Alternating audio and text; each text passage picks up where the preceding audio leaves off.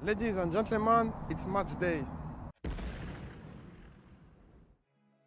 Ladies and gentlemen, it's match day. Today at Stamford Bridge, Chelsea against our noisy neighbors. It's gonna start in a few hours from now. I woke up 3 o'clock in the morning just to make this video and prepare my pre-game show.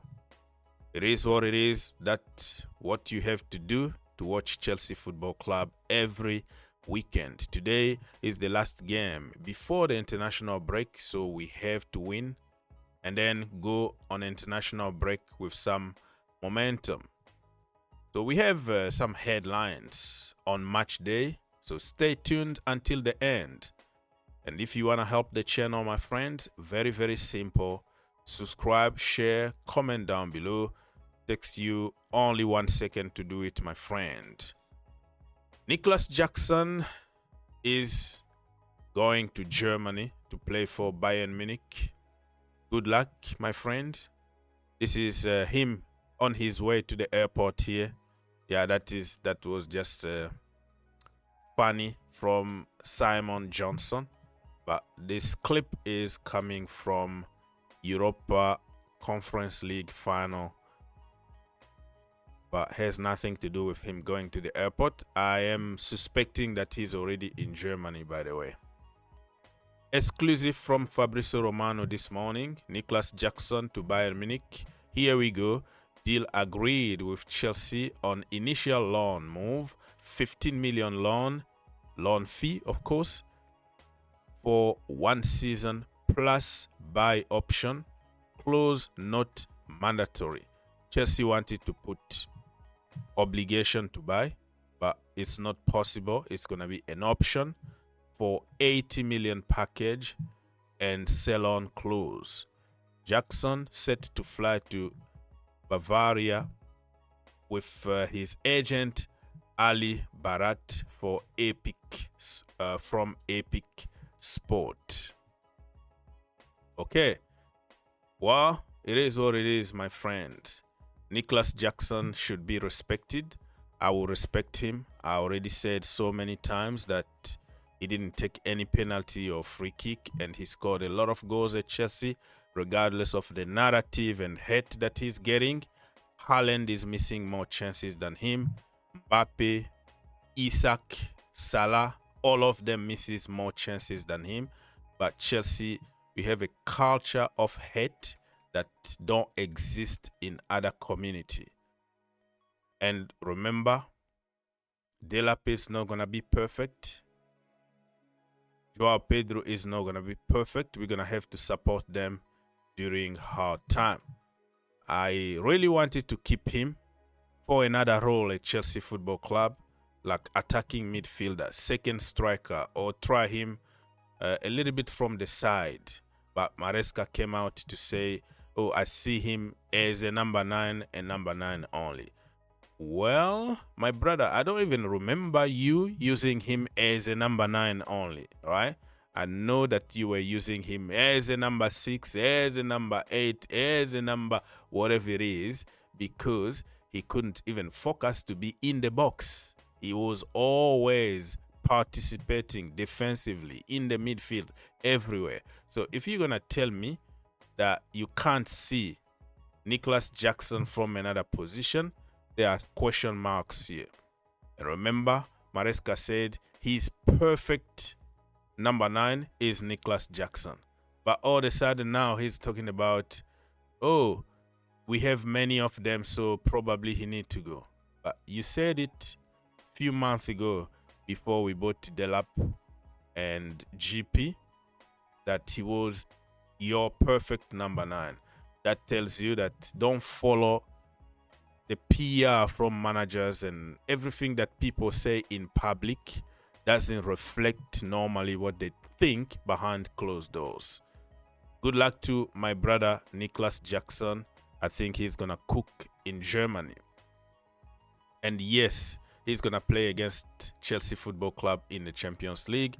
Remember, we are in the same group as Bayern Munich, and the rule of parent club doesn't exist in Europe. It only exists in the Premier League.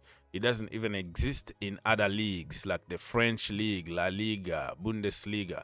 You can go on loan from Bayern Munich to Borussia Dortmund and you play against Bayern Munich, your parent club. But in the Premier League, for some reason, that rule exists of parent club. You can't play against your parent club.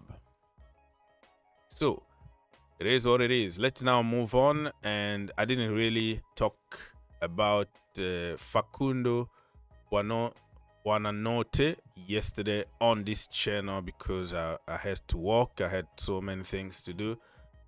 So everybody knows about it, that we got him on loan from Brighton.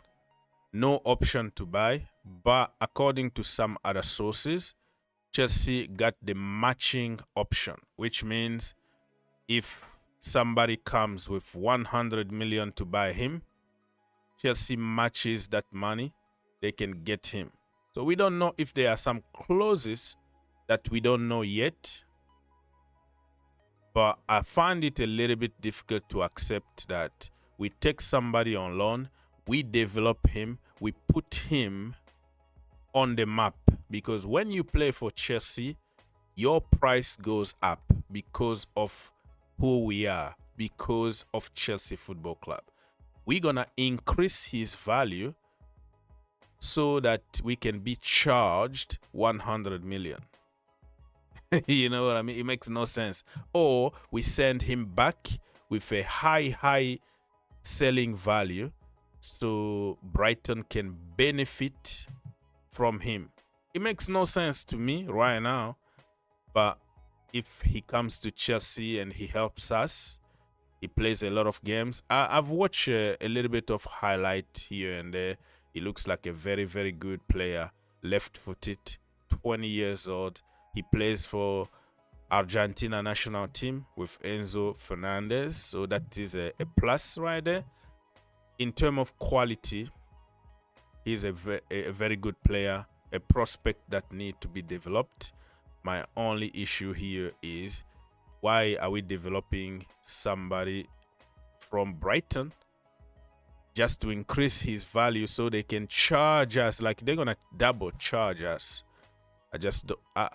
I'm still struggling to find out really why we did this deal. I'm so confused, but it is what it is. Okay, Axel Disasi is wanted by his former club Monaco on loan. However, Bournemouth, Aston Villa are also keen. So listen, Chelsea wanted every player sold or with obligation to buy. But other clubs know that Chelsea are in trouble.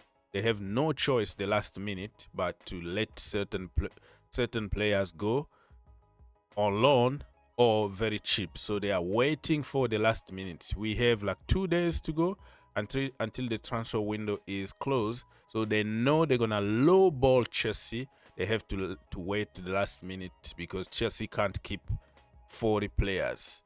So it's a mind game happening here. Axel Disasi, I think he's gonna move somewhere, but it's gonna be on loan. I don't think it's gonna be permanent. But Chelsea don't have international spot anymore. I think Nicolas Jackson was the last one to loan. And if Axel Disasi is going to Monaco, it has to be on permanent or with obligation to buy, not option to buy. So keep an eye on Disasi. Also Jackson. I think Fulham are waiting for the last minute. And I think Chelsea are going to let him go on loan for free. No pay loan, just the way they did with Arsenal. And then Chelsea are going to continue to play him a lot of money. And Fulham are going to probably pay him only 100K a week. So that is going to happen. I don't think Raheem Sterling is going to leave money on the table. You know, he loves his money. He's going to get his 350K a week every single week.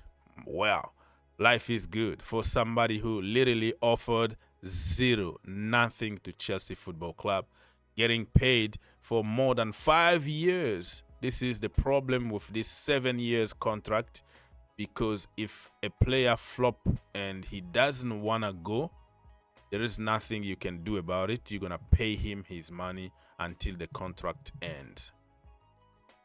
All right, Ben Chilwell, my own brother. Strasbourg apparently been checking on options to get him, but also we don't have international spot. So is this going to be permanently? Chelsea sell him like for 2 million because it's Strasbourg? We don't know. And also Torino in Italy and AS Roma also showed some interest in Chile. Well, so as you can tell, we have so many players that need to leave Chelsea. Alfie Gilchrist was confirmed yesterday as West Brom new player, and many of them are gonna leave in the last couple of days. Okay, stay tuned for the pre-game show on the Take On YouTube channel, and I am suspecting that today is gonna be the presentation. Yeah, the presentation for Alejandro Garnacho at Stamford Bridge. I think it's going to be underwhelming, you know. It's very underwhelming. It's not something that people will go crazy like, oh my goodness. Listen, I said it over and over again. From now on, I don't have any agenda against Alejandro Garnacho. It just doesn't feel right yet. I think I'm gonna accept the situation slowly and surely, but it's not like something that I am like, wow, we got somebody. And I'm still a little bit shocked when it comes to Xavi Simons now wearing number 7 at Tottenham Hotspurs after we waited for month and month. People were selling us Xavi Simons 24/7. Every 5 seconds, we have an update from Fabrizio Romano. Calma, calma, calma. He's coming to Chelsea, blah, blah, blah, blah. And in the end, he's wearing Tottenham Hotspur's shirt. Shame on Chelsea, but it is what it is. Now it's time to support the boys that we have in the club and see what's going to happen.